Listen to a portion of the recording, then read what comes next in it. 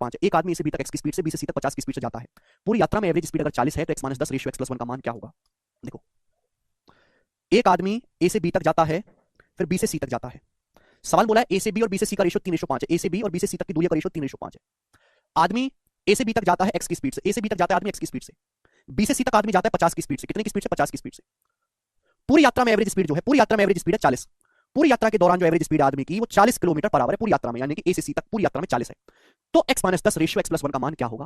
यानी कि question solve करना है तो x का मान निकालना है। वो कंसेप्ट नहीं लगेगा 2s1 2 s1 + s2, वो तभी लगता है जब डिस्टेंस इक्वल हो या डिस्टेंस अलग अलग है। एक आदमी ए से बी तक जाता है x की स्पीड से, फिर बी से सी तक 50 की स्पीड से।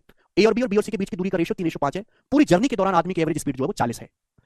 अब देखो ये सवाल ऑप्शन से भी किया जा सकता है। देखो ये वैल्यू छोटी है और ये वैल्यू बड़ी है, तो ये तो उत्तर नहीं होगा, ना ये उत्तर होगा। अब x - 10 और x + 1 का अगर मैं डिफरेंस लूं तो -10 और 1 में 11 का डिफरेंस है। 11 का डिफरेंस नहीं है, या 20 और 31 में 11 का डिफरेंस है, ये आंसर होना चाहिए। तो ऑप्शन के हिसाब से भी सवाल कर सकते हैं बिना सॉल्व करे। ठीक है ना बेटा? भाई x - 10 और x + 1 में अगर मैं डिफरेंस निकालूं तो x तो कट जाएगा। -10 और 1 में 11 का डिफरेंस एक ही ऑप्शन में बन रहा है। दूसरी बात की पहले छोटी संख्या लिखिए, बाद में बड़ी। ठीक है ना? चलो, अगर सॉल्व करना चाहते हैं तो सॉल्व कैसे करेंगे मेरे प्यारे भी? देखिए बच्चों, यहां भी वही जुगाड़ आपको लगाना है। ए से बी तक की दूरी 3 यूनिट है, बी से सी तक की दूरी 5 यूनिट है, तो टोटल डिस्टेंस कितनी है? 8 यूनिट। टोटल डिस्टेंस है 8।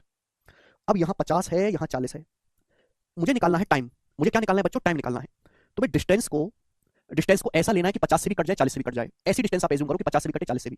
तो कोई प्रॉब्लम तो है नहीं। बस यहाँ पे अगर मैं पूरी डिस्टेंस को 10 से गुणा कर दूं, पूरी डिस्टेंस को 10 से गुणा कर दूं पूरे को, तो अब टोटल 80 किलोमीटर गए। 40 की स्पीड से 2 घंटे लगा। टोटल 80 किलोमीटर गए भाई। भाई 3 और 5 8 मिनट हो गया। मैंने एक जीरो से मल्टीप्लाई कर दी। 80 गए 40 की स्पीड से 2 घंटा लगा। यहाँ 50 गए 50 की स्पीड से 1 घंटा लगा। तो भाई यहाँ भी तो 1 घंटा लगना चाहिए। यहाँ 30 किलोमीटर जाने में भी तो 1 घंटा लगना चाहिए मेरे दोस्तों। समझ में आई बात की नहीं? अगर टोटल समय पूरी यात्रा का 2 घंटे लगा है तो 1 घंटा यहाँ पे और 1 घंटा यहाँ पे। समझ में आया कि नहीं? आप बोलोगे हाँ जी सर बिल्कुल सही।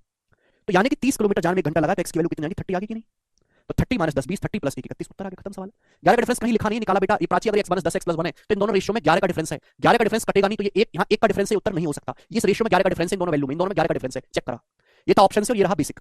हमें डिस्टेंस ऐसी बनानी है कि स्पीड से पूरा पूरा कटे। 50 और 40 से पूरा कटना है तो केवल 10 से गुणा कर दो डिस्टेंस को। 10 से 80 जा रहे हैं आप, 40 की स्पीड से 2 घंटा लगा, या 50 जाओगे 50 की स्पीड से 1 घंटा लगा। अगर टोटल 2 घंटा लगा पूरी जर्नी जाने में, तो यहाँ 1 घंटा लगा, तो यहाँ भी 1 लगना चाहिए। तो 30 किलोमीटर जाने में 1 घंटा लगना चाहिए। तो कितनी स्पीड रही होगी यहाँ पे? 30 किलोमीटर पर आवर। अगर एक्स की वैल्यू 30 है तो 30 रख दो, उत्तर आ गया। कोई प्रॉब्लम नहीं, समझ में आया? कोई